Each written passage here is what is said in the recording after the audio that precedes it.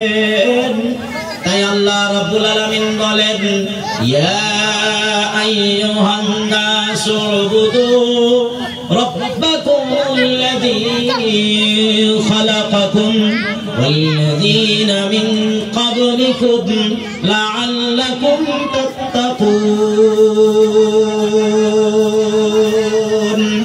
আল্লাহ রাব্বুল আলামিন বলেন, ইয়া আইয়ুহান নাস, গোটা পৃথিবীর মানুষকে আল্লাহ রাব্বুল আলামিন ডাক দিয়ে বললেন, উবুদু, তোমরা আমার ইবাদত করো, রাব্বাকুমুল্লাযী খালাকাকুম, যে রব, যে প্রতিপালক তোমাদেরকে সৃষ্টি করেছেন, ওয়াল্লাযীনা মিন ক্বাবলিকুম, শুধু তোমাদের নয়,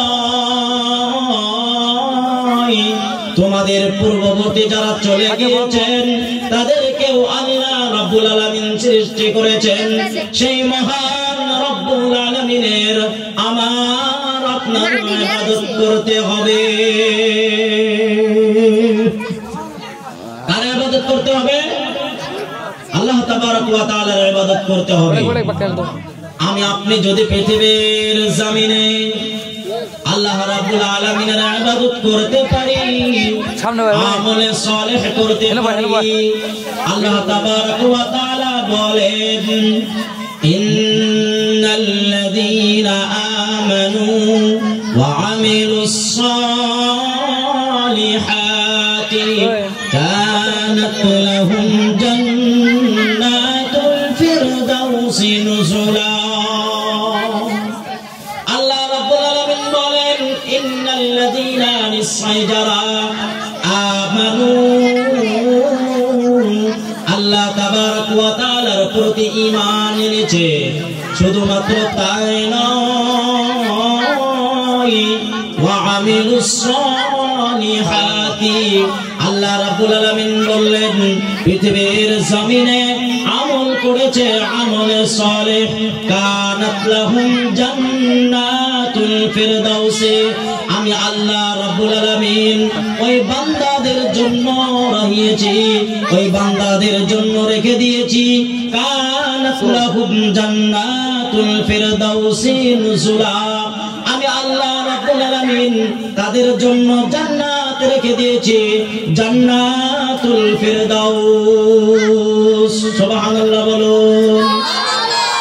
আমরা যদি আমল করতে পারি, আমলে সালেহ কি করতে পারি?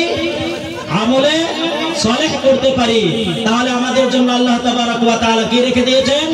জান্নাতুল ফিরদাউস, যেটা সবথেকে উৎকৃষ্ট জান্নাত, সর্বোচ্চ জান্নাত, জান্নাতের 8টি দরওয়াজা থেকে জান্নাতুল ফিরদাউস, সেই জান্নাত আমাকে আপনাকে দেবেন যদি আমলে সালেহ করতে পারি। যাই হোক, সভাপতি এসে গিয়েছেন, আমাদের মুখ্য অতিথি, বিশিষ্ট অতিথি সবাই এসে গিয়েছেন, এখন আমাদের সবার কাজ আরম্ভ হয়ে যাবে।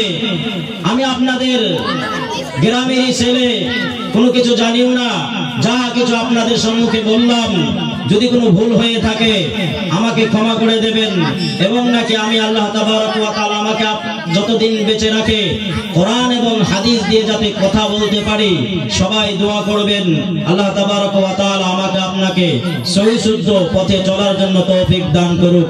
আমিন। ওয়া আখিরু দাওয়ানা আনিল হামদুলিল্লাহি রাব্বিল আলামিন।